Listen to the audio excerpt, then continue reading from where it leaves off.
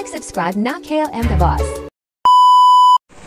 Mag-share muna tayo ng konting tip mga boss tungkol sa ating pagtaas ng ating mga temperature gauge.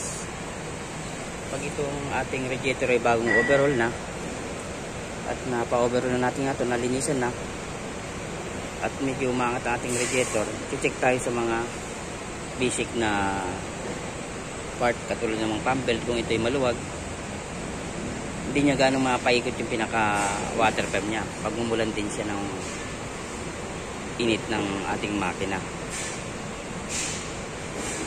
Tapos yung mga leak ng tubig, kailangan walang leak. Yung upper hose saka yung lower hose natin, kailangan walang tagas yan mga boss. Ngayon, kung talagang medyo may init pa rin talaga, check din natin yung ating pinaka clutch pan katulad nito. Laking bagay ito sa ating makina.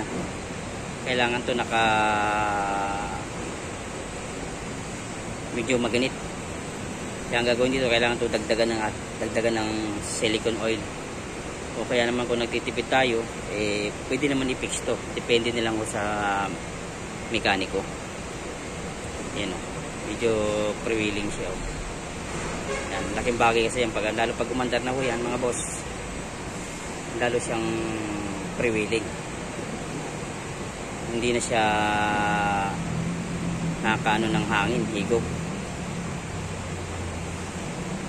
Yan, kaya laking bagay din boss yung ating unahin, yung ating pan. Yan, pan, radiator, yung mga leak sa tubig. Kailangan wala tayong leak sa tubig. Yun lang ang ating suggest mga boss tungkol sa ating overheat or pagtaas ng ating makina. Yun lang mga boss, nakatulong yung ating maikling video. Salamat, follow and share.